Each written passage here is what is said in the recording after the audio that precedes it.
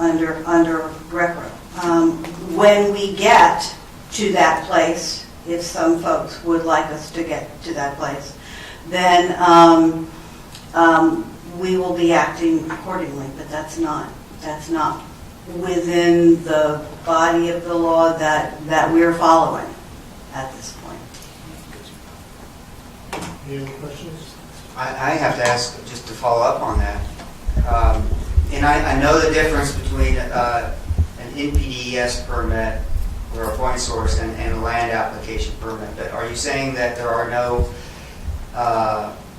permits for discharges to the environment that don't include monitoring requirements for emerging contaminants or pharmaceuticals, even if there isn't a demonstrated clear standard of risk relating to those?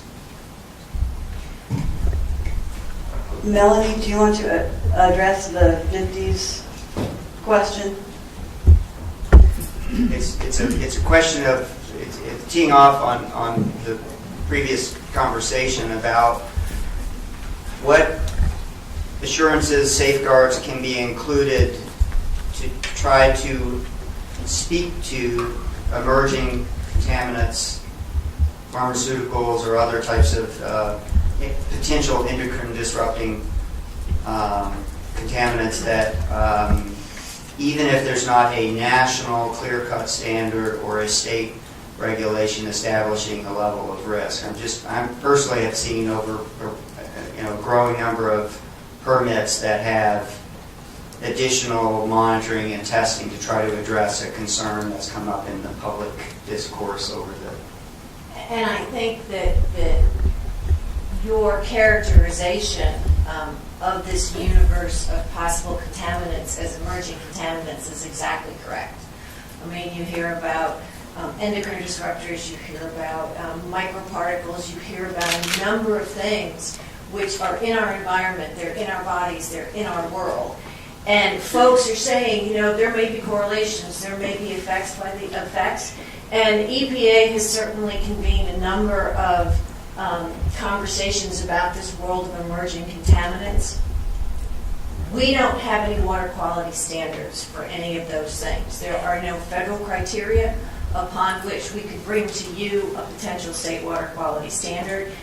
And typically, we don't have the resources to investigate those things and go off as a state on our own to develop a criteria that's protective of human health and the environment and then work that into our permitting. So we watch what EPA is doing, but there is no criteria upon which we could base a water quality standard and propose to you an endpoint for use and permitting. Now, the question about monitoring.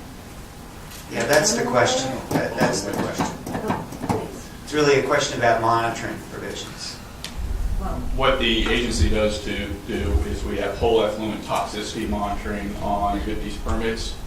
If you meet certain thresholds or certain or a certain type of industries, and based on that, that looks at toxicity in a general sense. So, in a general sense, if the bioassay testing indicates that there's been an impact, the facility has to go back and find out what that is causing that toxicity and address it that way. I'm not aware of any facility having to reduce toxicity solely based on antibiotics that are in their wastewater. But in a general sense, the agency does look at that through the whole effluent toxicity program under the 50s surface water discharges. And just in following up on what Melanie was saying at the national level, EPA, my understanding is EPA is looking at this issue at a national level. What they're really trying to find out right now is what's the appropriate level for drinking water sources. And that's an enormous problem for them to try to find out what is a safe level for the drinking water side. And I think over time, as Amy was indicating, that we are going to address the land application wastewater discharges. But I think EPA's primary focus right now is on the drinking water side and trying to address that issue. My primary focus is what's in the permit and what's relevant and protected locally and in the state. And I mean, just the basic point is that you do the best job you can to address those contaminants that you know have the potential to be in the material that's being land applied. You also don't put unnecessary resources into costly, rigorous monitoring of potential or theoretical contaminants. It's a matter of good public policy. But given that this is industrial residuals, it's not just municipal sewage sludge biosolids, which also has risks and metals in it. There seems to be a growing need for more review and study of other contaminants, particularly in the natural environment, land applied with a lot of extreme weather events, and it just is, you can't solve all the problems in a permit.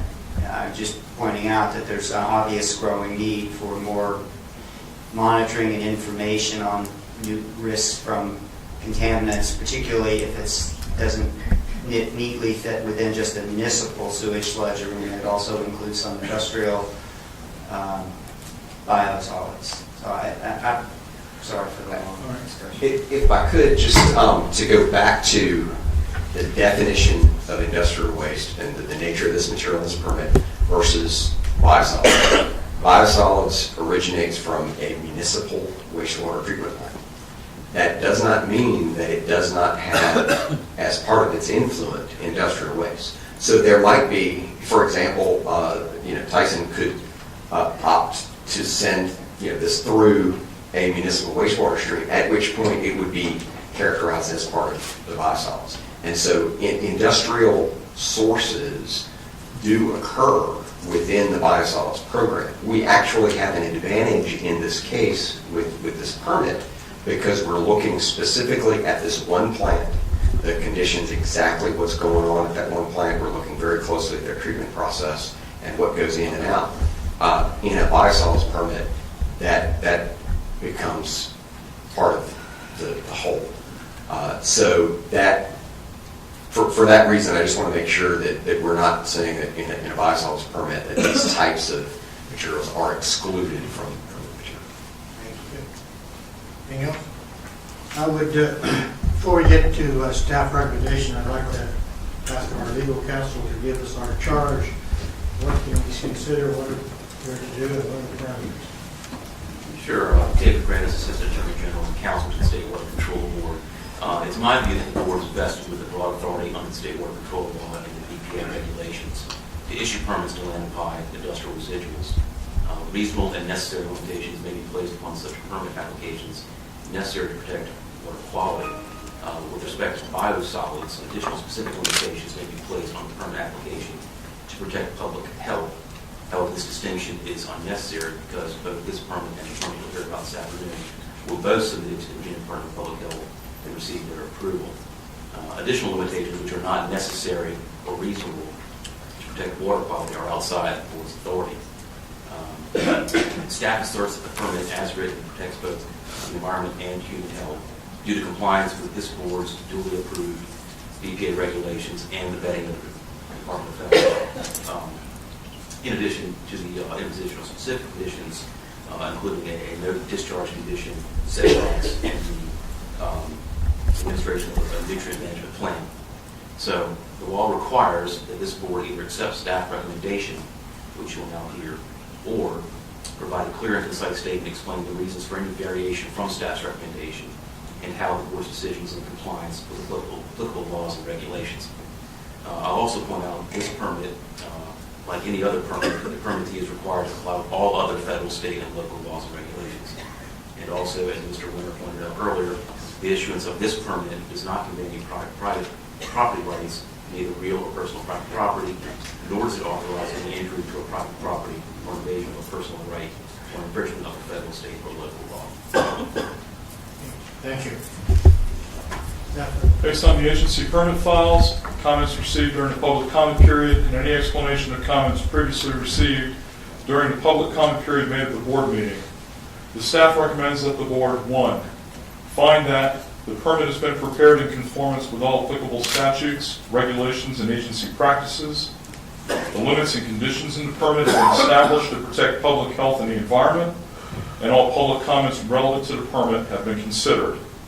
2, approve the permit and conditions as presented today. 3, authorize the director to issue the permit as approved by the board. Do I have a motion to accept staff recommendation? Second? Second. Motion made and seconded to accept staff recommendations. Any questions on it? Hearing none, all in favor say aye. Aye. Opposed? No? It has been approved. 2 years. Thank you. Move on to, you want to take a lunch break? Uh-huh. What time you want back?